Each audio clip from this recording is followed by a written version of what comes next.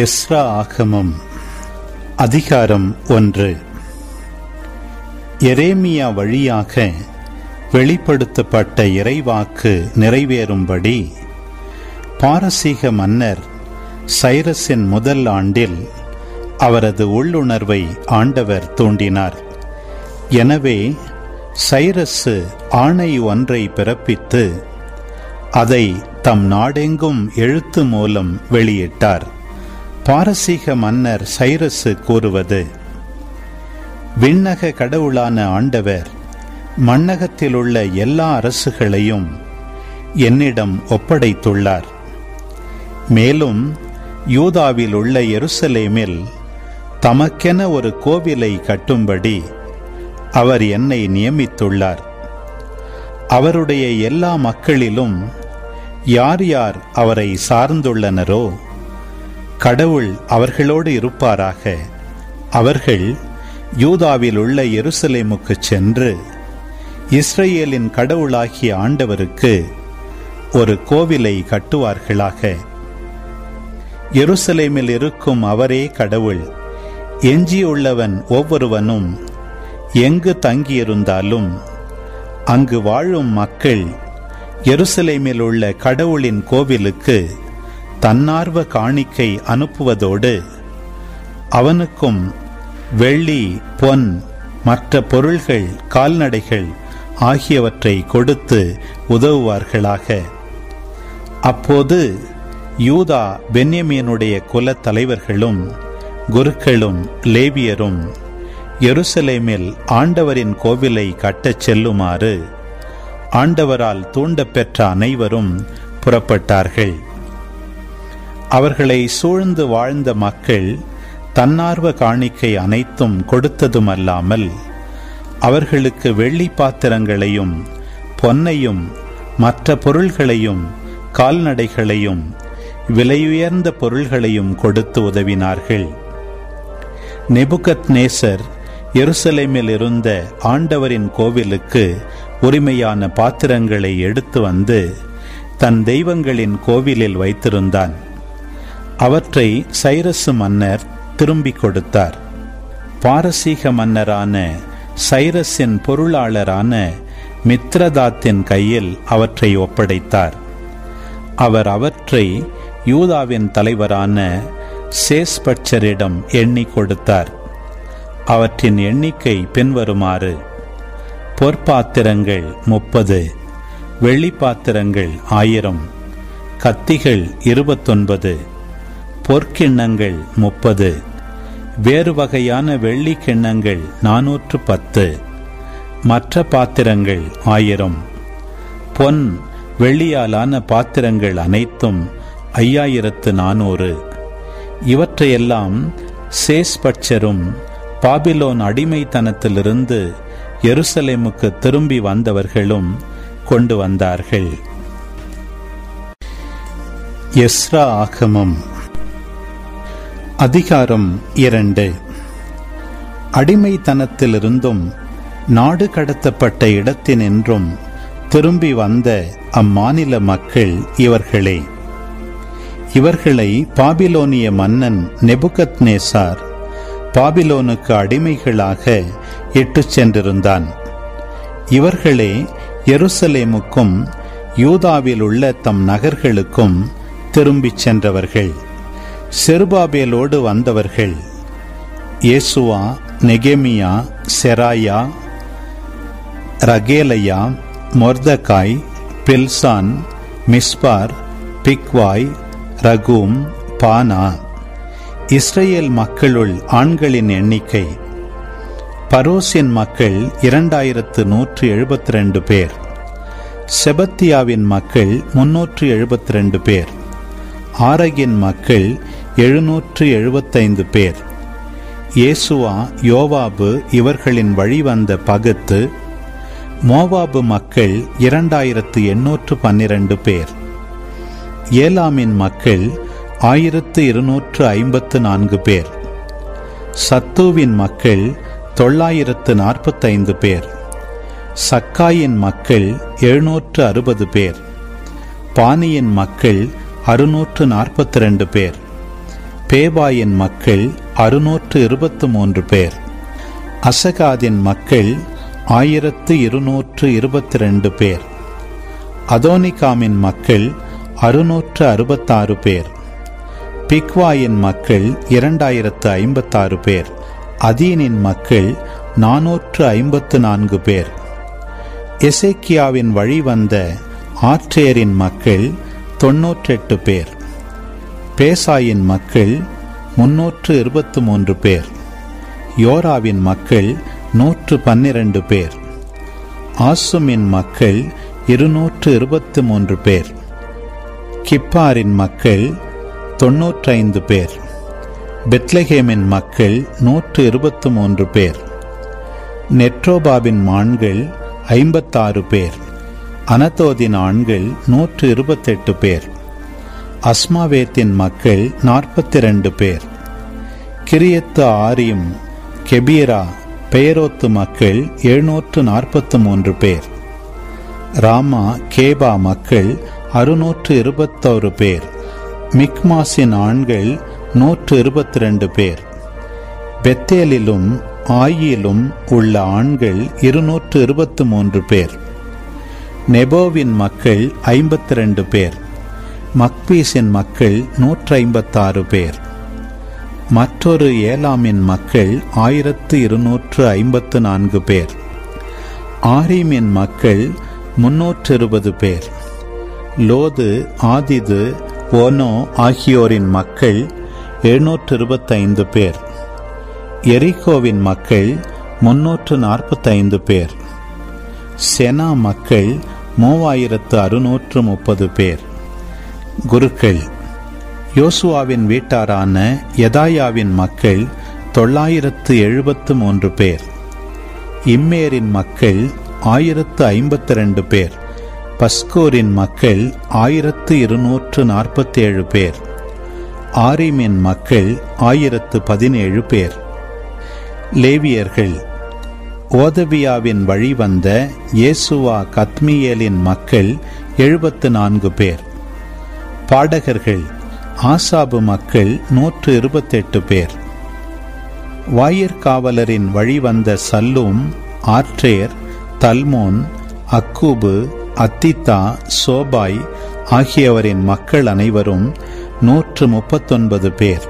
கோவில் ஊழியர்கள்: சிகாபின் மக்கள், அசுபாவின் மக்கள், தபாயோத்தின் மக்கள், கேரோசின் மக்கள், சீயகாவின் மக்கள், பாதோனின் மக்கள், லபானாவின் மக்கள், அகாபாவின் மக்கள், அக்கூபின் மக்கள், காகாபின் மக்கள், சம்லாயின் மக்கள், கானானின் மக்கள், கிதேலின் மக்கள், ககாரின் மக்கள், ரயாயாவின் மக்கள், ரத்சீனின் மக்கள், நெக்கோதாவின் மக்கள், கசாம் மக்கள், ஊசாவின் மக்கள், பர்சையாகின் மக்கள், பேசாயின் மக்கள், அஸ்னாவின் மக்கள், மெய்யோனின் மக்கள், நெபிசிம் மக்கள், பக்பூக்கின் மக்கள், அகுப்பாவின் மக்கள், அர்கூரின் மக்கள், பட்சுலூத்தின் மக்கள், மெகிதாவின் மக்கள், அர்சாவின் மக்கள், பர்கோசின் மக்கள், சீசராவின் மக்கள், தேமாவின் மக்கள், நெட்சியாகின் மக்கள், அத்திபாவின் மக்களுமே.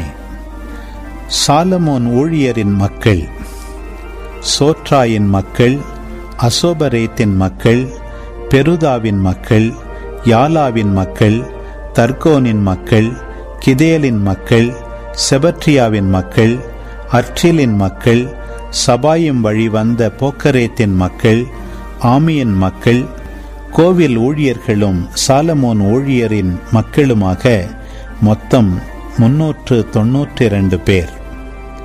மற்றும் தெல்மெலக்கு, தெல்லர்சா, கெருபு, அதான், இம்மேர் என்ற ஊர்களிலிருந்து புறப்பட்டு வந்தவர்களும் தங்கள் மூதாதையரின் குடும்பத்தையும் வழிமரபையும் தாங்கள் இஸ்ரேலை சார்ந்தவர்களா என்பதையும் நிரூபிக்க அறியாதவர்கள் இவர்களே. தெலாயாவின் மக்களும் தோபியாவின் மக்களும் நெக்கோதாவின் மக்களும் சேர்ந்து 652 பேர். மற்றும் குருக்களின் புதல்வர்கள் அபையாவின் மக்கள், அக்கோஸின் மக்கள், கிளையாதை சார்ந்த பர்சில்லாயின் புதல்வியருள் ஒருத்தியை மனைவியாக கொண்டதால் அவர் தம் பெயரை தாங்கிய பர்சில்லாயின் மக்கள். இவர்கள் தங்கள் பெயர் பதிவை தலைமுறை அட்டவணையில் தேடியும் காணாததால் தீட்டுப்பட்டவர்கள் என கருதப்பட்டு குருத்துவ பணியிலிருந்து நீக்கப்பட்டார்கள்.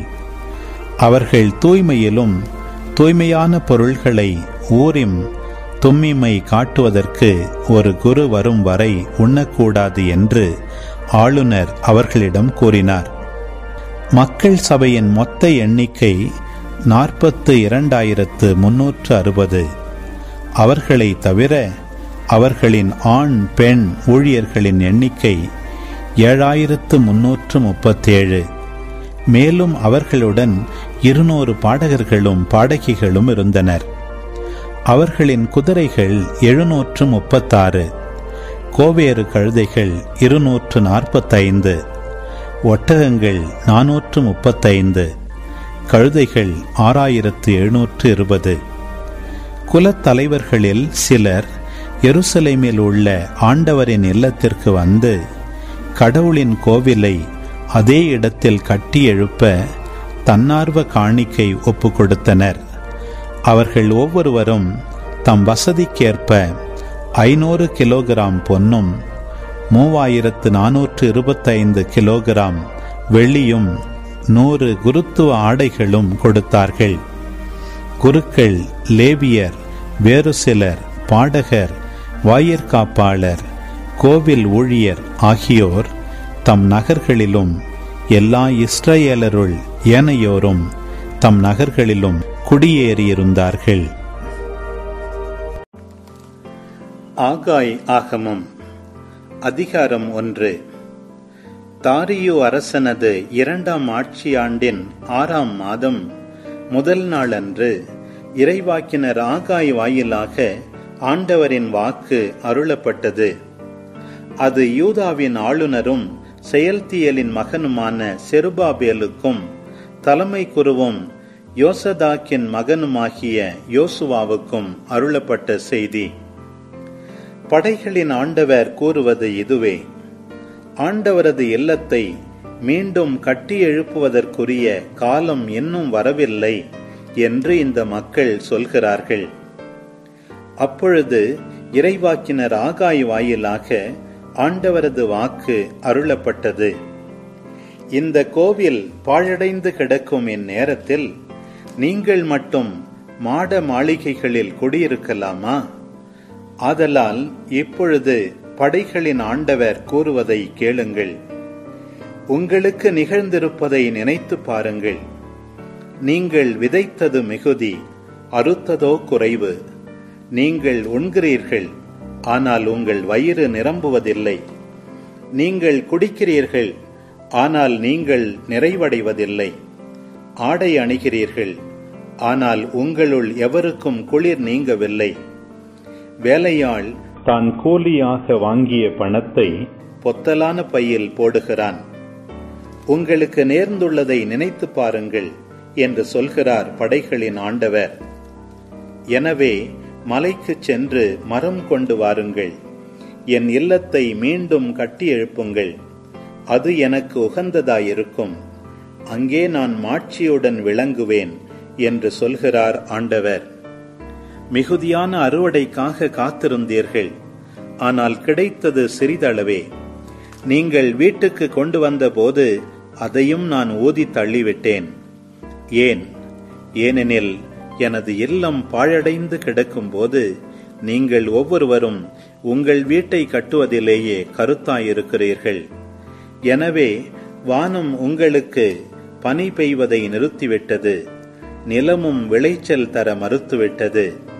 மேலும் நாடும் மலையும் கோதுமையும் திராட்சை ரசமும் எண்ணெயும் நிலத்தின் விளைச்சலும் மனிதரும் கால்நடைகளும் உங்கள் உழைப்பின் பயன் அனைத்துமே வறட்சியால் வாடுமாறு நான் செய்திருக்கிறேன். அப்பொழுது செயல்தியலின் மகன் செருபாபேலும் தலைமை குருவும் யோசதாக்கின் மகனுமாகிய யோசுவாவும் மக்களுள் எஞ்சியிருந்தோர் அனைவரும் தங்கள் கடவுளாகிய ஆண்டவரின் குரலுக்கும் தங்கள் கடவுளாகிய ஆண்டவர் அனுப்பிய இறைவாக்கினரான ஆகாயின் சொற்களுக்கும் செவி கொடுத்தனர். மக்களோ ஆண்டவர் திருமுன் அஞ்சி நின்றனர். அப்போது ஆண்டவரின் தூதரான ஆகாய் மக்களிடம், நான் உங்களோடு இருக்கிறேன் என்கிறார் ஆண்டவர் என்னும் ஆண்டவரின் அருட்செய்தியை அவர்களுக்கு அறிவித்தார்.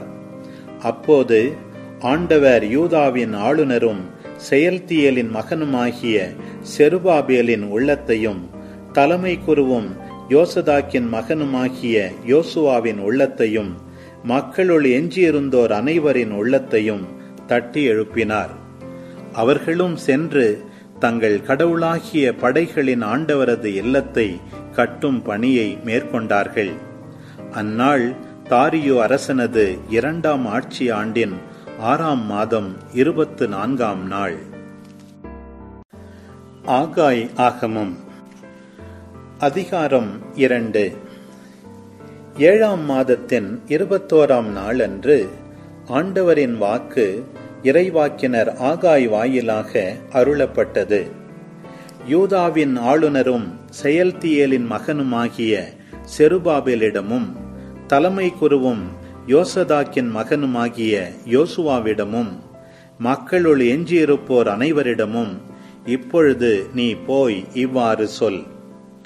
இந்த கோவிலின் முன்னைய மாட்சியை கண்டவர் எவராகிலும் உங்களிடையே இன்னும் இருக்கின்றனரா? இப்போது இது உங்களுக்கு எக்கோலத்தில் தோன்றுகிறது? இது உங்கள் பார்வையில் ஒன்றும் இல்லாதது போல் தோன்றுகிறது அல்லவா?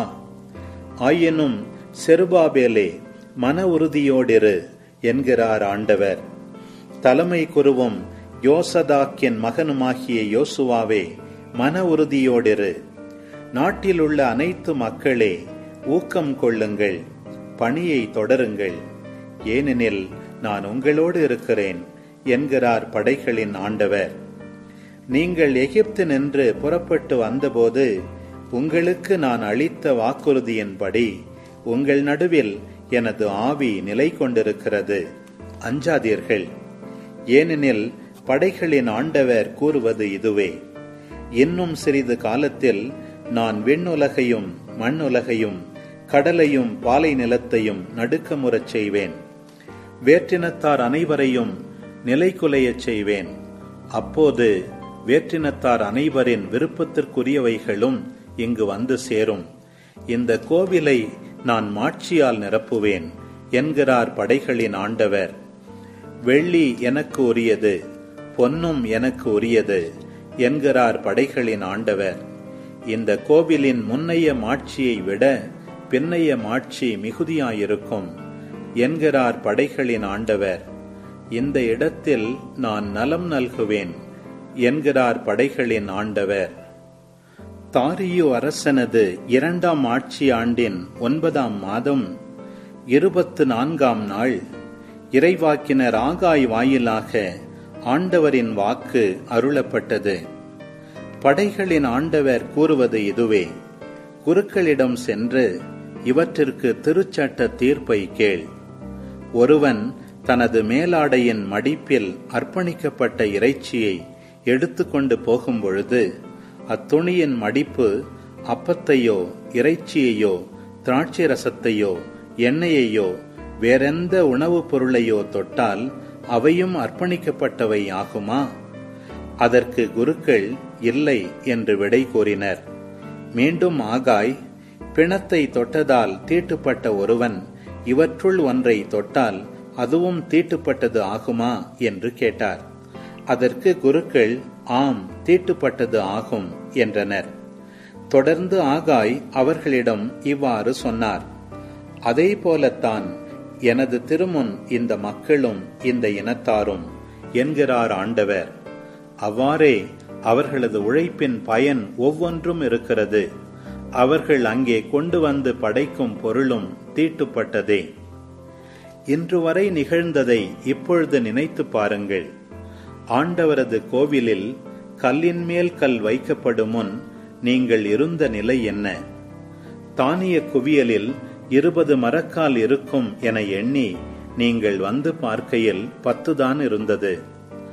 50 குடம் ரசம் எடுக்க ஆலைக்கு வந்தபோது 20 தான் இருந்தது. உங்களையும் உங்கள் உழைப்பின் பயனையும் வெப்பு நோயாலும் நச்சு பனியாலும் கல்மழையாலும் வதைத்தேன். ஆயினும் நீங்கள் என்னிடம் திரும்பி வரவில்லை என்கிறார் ஆண்டவர். 9ஆம் மாதத்தின் 24ஆம் நாளாகிய இன்று ஆண்டவரின் கோவிலுக்கு அடித்தளம் இடப்பட்டுள்ளது. இனிமேல் நிகழப்போவது என்ன என்பதை கவனமாய் பாருங்கள். விதை இனியும் களஞ்சியத்திலேயே இருந்து விடுமோ? திராட்சை கொடியும் அத்தியும் மாதுளையும் ஒலிவ மரமும் இனியும் பயன் தராமல் போகுமோ? இன்று முதல் உங்களுக்கு நான் ஆசி வழங்குவேன்.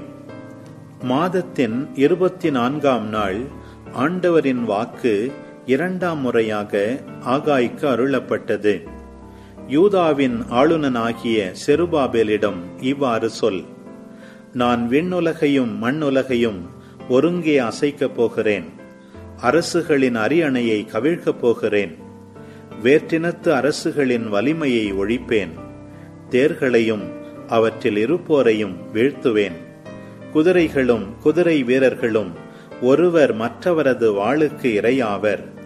படைகளின் ஆண்டவர் கூறுகிறார்: அந்நாளில் செயல்தியேலின் மகனும் என் ஊழியனுமான செருபாபேலே, உன்னை தேர்ந்தெடுப்பேன் என்கிறார் ஆண்டவர்.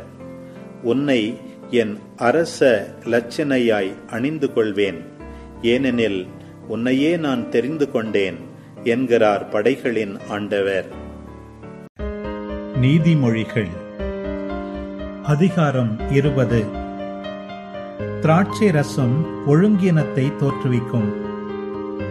போதை தரும் குடி அமளியை தோற்றுவிக்கும். அவற்றில் நாட்டம் கொள்பவர் மடையரே. அரசரின் சினம் சிங்கத்தின் முழக்கத்திற்கு நிகர். அரசருக்கு சினமூட்டுகிறவர் தம் உயிரை இழப்பார். விவாதத்தில் ஈடுபடாதிருத்தல் மனிதருக்கு அழகு. ஏனெனில் மூடராயிருக்கும் எவரும் விவாதத்தை விரும்புகின்றனர். சோம்பேறி பருவத்தில் உழுது பயிர் செய்ய மாட்டார். அவர் அறுவடை காலத்தில் விளைவை எதிர்பார்த்து ஏமாறுவார். மனிதர் மனத்தில் மறைந்திருக்கும் எண்ணம் ஆழமான நீர்நிலை போன்றது. மெய்யறி உள்ளவரே அதை வெளிவரச் செய்வார். பலர் தம்மை வாக்கு பிறழாதவர் என கூறிக்கொள்வர். ஆனால் நம்பிக்கைக்குரியவரை கண்டுபிடிக்க யாரால் இயலும்? எவர் களங்கமற்ற நேர்மையான வாழ்க்கை நடத்துகிறாரோ அவருடைய பிள்ளைகள் அவரின் காலத்திற்கு பின் நற்பேறு பெறுவார்கள். மன்னன் நீதி வழங்கும் இருக்கையில் வீற்றிருக்கும் போது தன் பார்வையாலேயே தீமையான யாவற்றையும் சலித்து பிரித்து விடுவான். என் இதயத்தை தூயதாக்கிவிட்டேன், நான் பாவம் நீக்க பெற்று தூய்மையாயிருப்பவன் என்று யாரால் சொல்லக்கூடும்? பொய்யான எடைக்கற்களையும் பொய்யான அளவைகளையும் பயன்படுத்துகிறவரை ஆண்டவர் அருவருக்கின்றார். சிறுவரையும் அவருடைய செயல்களை கொண்டே அறியலாம். அவர் உண்மையும் நேர்மையுமானவரா என்று சொல்லிவிடலாம். கேட்கும் காது, காணும் கண், இவ்விரண்டையும் ஆண்டவரே படைத்தார். தூங்கிக் கொண்டே இருப்பதை நாடாதே, நாடினால் ஏழையாவாய். கண் விழித்திரு, உனக்கு வயிறார உணவு கிடைக்கும். ஒரு பொருளை வாங்கும்போது தரம் குறைவு, விலை மிகுதி என்று ஒருவர் சொல்வார். வாங்கிச் சென்ற பின் தாம் திறம்படச் செய்ததாக நினைத்து தம்மையே மெச்சிக்கொள்வார். பொன்னையும் முத்துகளையும் விட அறிவுள்ள பேச்சே விலையுயர்ந்த அணிகலன். அந்நியருடைய கடனுக்காக பிணை நிற்கிறவருடைய ஆடையை எடுத்துக்கொள். அதை அந்த கடனுக்காக பிணைய பொருளாக வைத்திரு. வஞ்சித்து பெறும் உணவு சுவையாயிருக்கும். ஆனால் பின்னர் அது வாய் நிறைய மணல் கொட்டியது போலாகும். நல்ல அறிவுரை கேட்டு திட்டமிட்டால் வெற்றி பெறுவாய். சூழ்ச்சி முறையை வகுக்கும் முன் போரை தொடங்காதே. வம்பளப்போன் மறை செய்திகளை வெளிப்படுத்தி விடுவான். வாயாடியோடு உறவாடாதே. தாயையும் தந்தையையும் சபிக்கிறவனின் விளக்கு காரிருள் வேளையில் அணைந்து போகும்.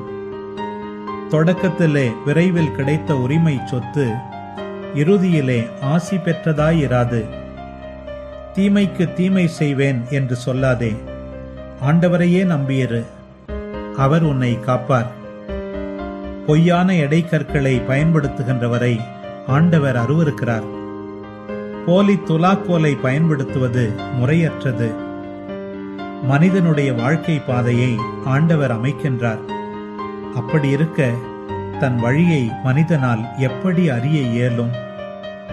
எண்ணாமல் ஒன்றை கடவுளுக்கு படையல் என நேர்ந்துவிட்டு அப்பொருத்தனையை பற்றி பிறகு எண்ணுவது கண்ணியில் கால் வைப்பதாகும்.